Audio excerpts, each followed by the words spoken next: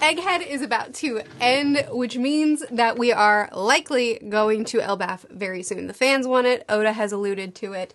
So I've been planning on making a video talking about what we know about Elbaf so far, what we know about the historical connections to what Oda is pulling on, and looking forward what we can expect. So it's time, we're doing it today. I was thinking about waiting until after Egghead to do this video, but I have a lot of videos that I want to do after we wrap up Egghead, so we're doing it now. Oda's inspiration of Vikings and Norse mythology connected to Elbaf has been clear, and lucky for us, we have tons of historical records on the Vikings, how they lived, their day-to-day lives, what their culture was. Oh wait, no we don't.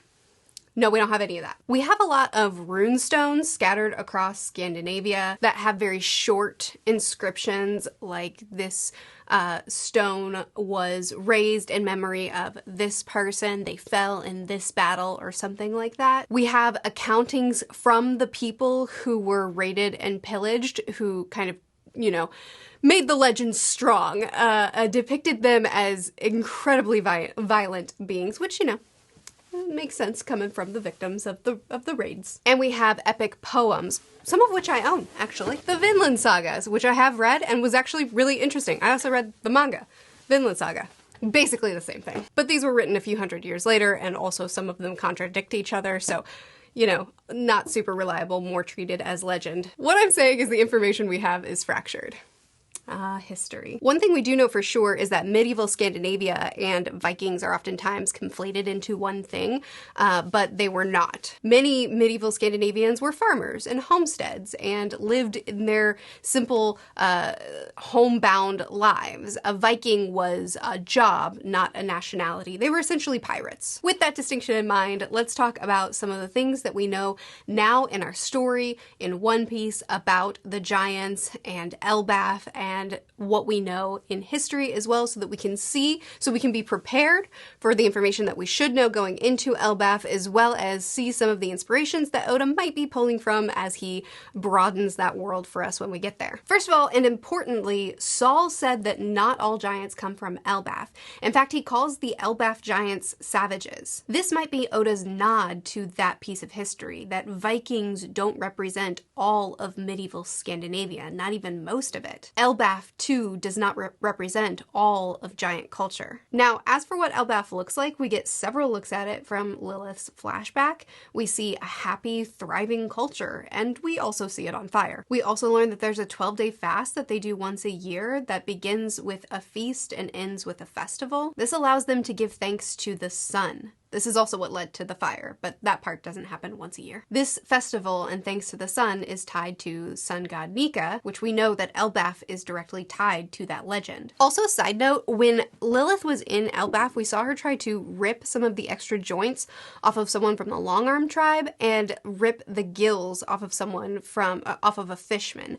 And it's possible that these were orphans that Mother Carmel took in, but Lilith seemed to just kind of find these people around the village. They didn't seem to be in the, what was it called? The House of Lambs, Mother Carmel's trafficking rig. So I wonder, and this is a bit of a stretch, but I wonder if when we get to Elbaf, if we're going to find that there are other people groups living harmoniously in Elbaf.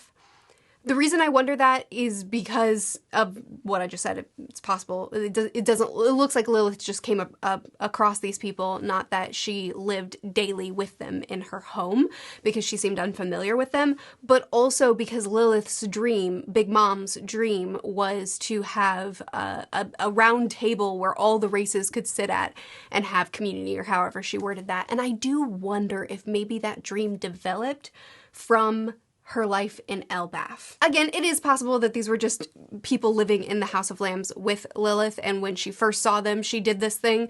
But it would be so interesting if Elbaf were a place where it's not just giants, but where all races can live harmoniously, and then the rest of the world is where it's divided. And that's where Lilith's dream was birthed and what she carried on with her from that childhood that she still has fond memories of because she doesn't realize what it was. That's a side tangent. Anyway, more about Elbaf. We know that they have colossal beasts in their forests that they're used to hunting, and the flashback gives us little glimpses of that as well, so we know that the animal life in Elbaf is giant as well. I also like the little touch that the legends of the old Vikings in their prime is that of terrorizing the world, which I think reflects the history of so much of the writings we have on Norse Vikings is written by the victims, so they're painted as these terrorizers. Which again, they were pirates, they were pillaging and taking land, but it was probably elaborated in the writings. And also it's implied that Mother Carmel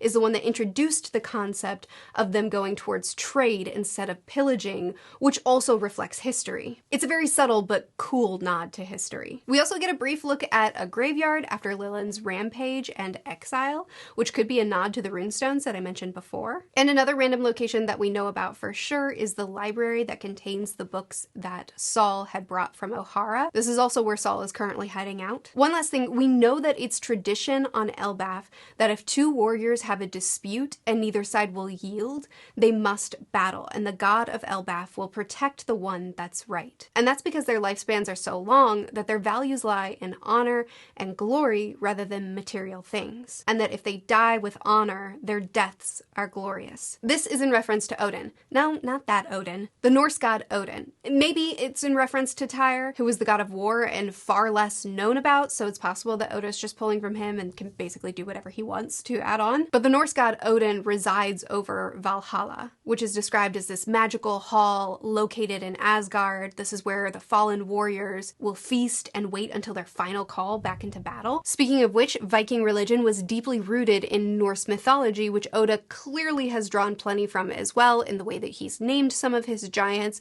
and other small references. One of which is that there is a giant tree on Elbaf, which is very likely a reference to Yggdrasil, or the Tree of Life. Okay, crash course on Yggdrasil. So this is fascinating because our information on this Tree of Life is compiled over many different poems that are quite fractured in the information that they give. And there are historians that have tried to piece it all together.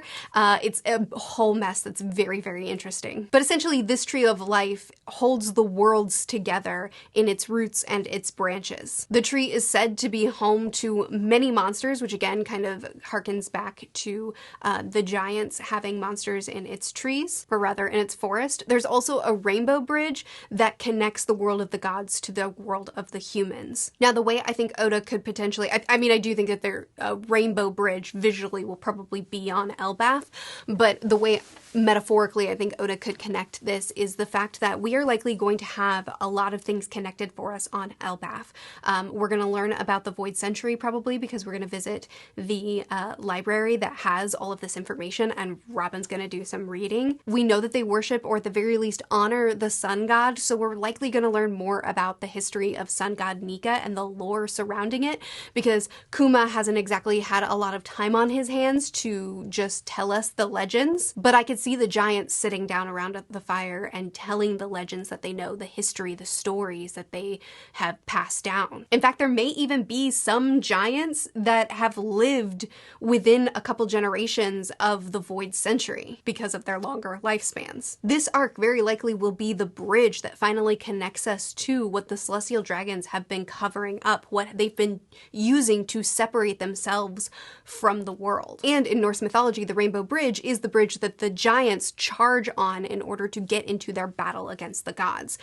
Now, allow me a little bit of indulgence because this might be nothing, but the Tree of Yggdrasil holds up 9 worlds. And in looking into these 9 worlds, I kind of wonder if Oda is using these 9 worlds to kind of symbolize the different cultures that have a connection to sun god Nika. This might all be, like, some of it, the correlation seems solid, some of it seems like a stretch, so I'll go through it quickly so as not to waste your time. The names of each of the worlds I'll just put on screen rather than attempting to pronounce them. Okay, the first one is most famously the home of many of the giants. Not all the giants, but many of them. This is located between the realms of the gods and men, and it's the favored realm of Loki. This is where many of the most famous myths take place. This, I think, is Elbaf. I think that it fits perfectly because it's in between the realm of the gods and the humans. This Elbaf is cut off from the rest of it. They run their own game, they're doing their own thing, but also they hold a lot of the secrets that could potentially bridge that gap that we have between the celestial dragons and the humans, like I just said. This is the realm of the most famously known giants, at least from our perspective as readers, though not all the giants. There are several, like the ancient giants and the Cool Brothers and Saul and others that have been mentioned that do not, Elbaf is not their home, but the realm of giants that we know the closest and have been anticipating the most, the one that has come up the most, is this one. Not to mention it's Loki's favored realm, and Loki in One Piece is the Prince of Elbaf. Probably, or at least a prince in Elbaf. Next we have the land of the elves. So this is the land of the luminous light elves, as well as home of the jet black dark elves. The elves are known to have beauty like no other, and I think that this fits nicely with the Lunarians, who we know have a history with knowing about sun god Nika and searching for him. I also think that they kind of encompass both the light elves and the dark elves in that they have, or at least King has a darker attire that he seems to prefer, and he has darker skin than many people in the One Piece world. But they also have this fire that they can ignite for themselves, making them brighter, more luminous. They're the Lunarians. I don't know, I just think that both sides kind of fit. Next realm we have is associated with the gods of fertility, wisdom, the ability to see the future. This world is mentioned very sparsely, so not a lot is known about them, but it is a very ancient world. And for this, I'm associating it with the Shandians. Future Sight was introduced on Skypiea, and we know significantly less about the Shandians than other races that know about sun god Nika.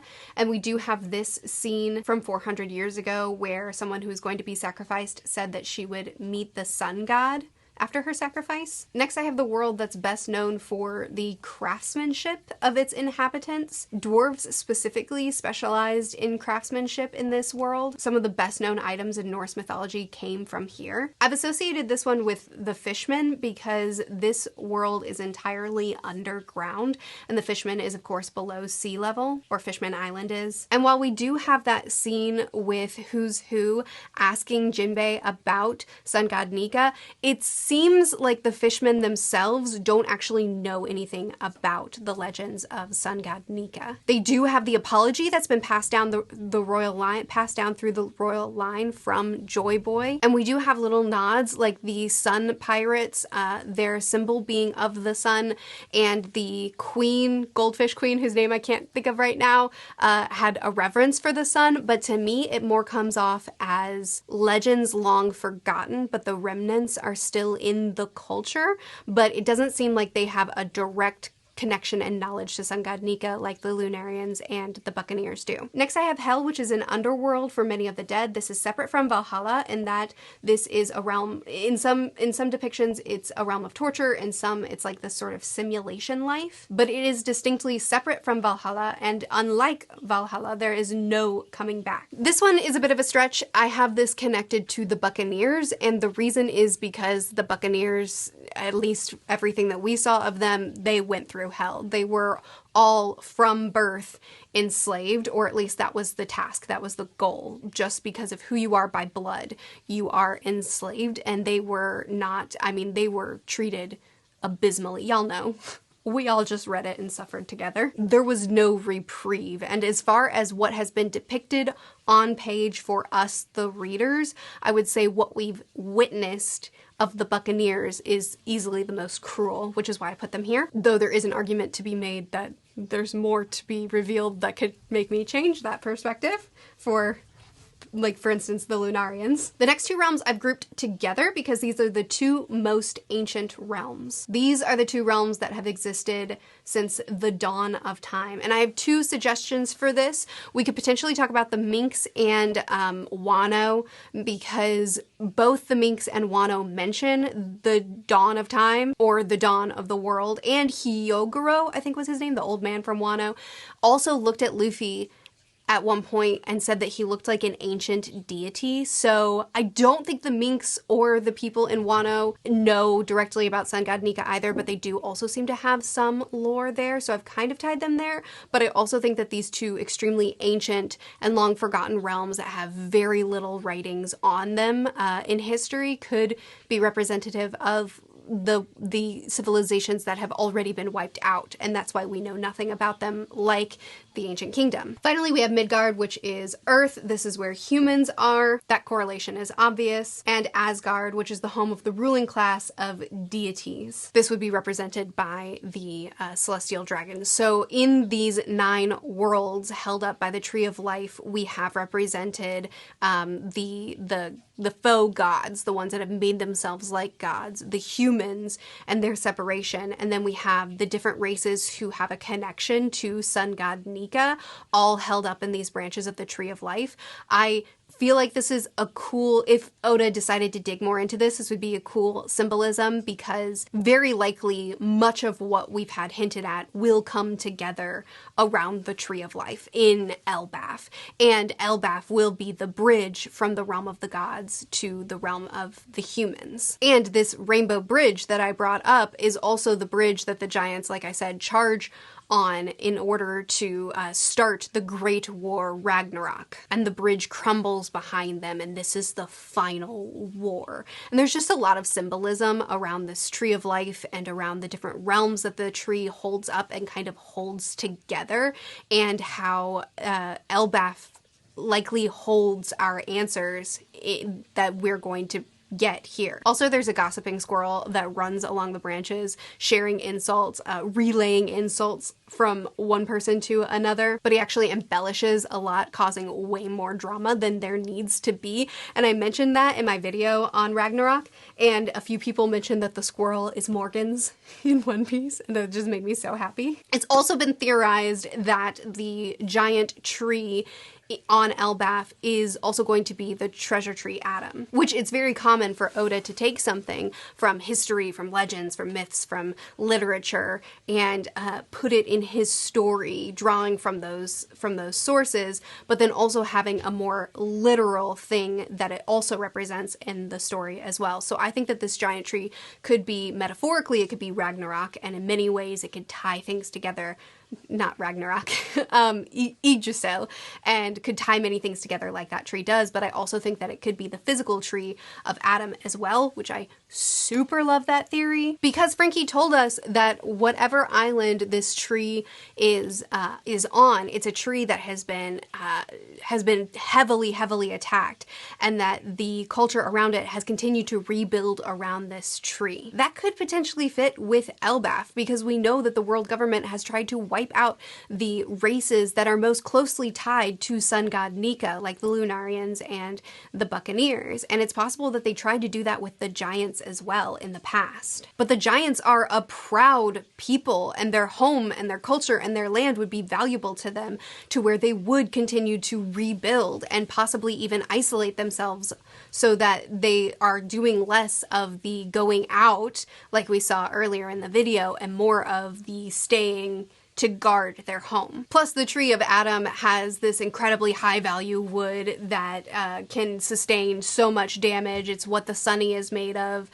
It's sold on the black market occasionally. We saw in that earlier panel that Mother Carmel introduced trade to them as a different means of wealth, and it just makes sense that this massive giant tree that is potentially symbolizing Yggdrasil, the Tree of Life, is also that tree that produces this incredible and rare wood that our Sunny is made of. I didn't come up with the theory, I just really like it. One other quick thing that I think is important to note going into the arc is that the first giant to join the ranks of the Marines quite possibly didn't join voluntarily. At least that's what I got from Mother Carmel, saying that she's been in the kids selling business for at least 50 years, and she produced the first ever giant recruit for the Navy. So keep that in mind if we do have a battle on Elbaf, if the Marines do infiltrate the island while the Straw Hats are there, and possibly John Giant is with them. It's very likely that John Giant was an orphaned giant that Mother Carmel took in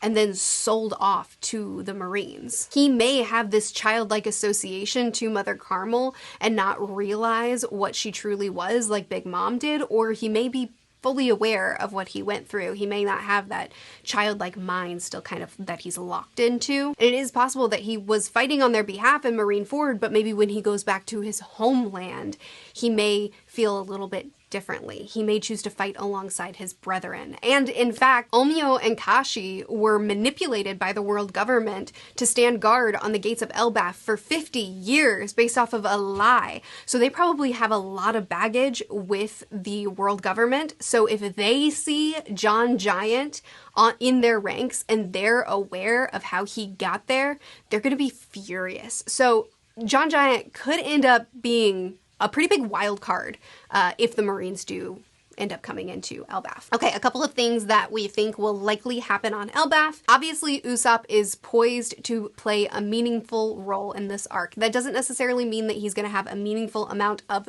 page time.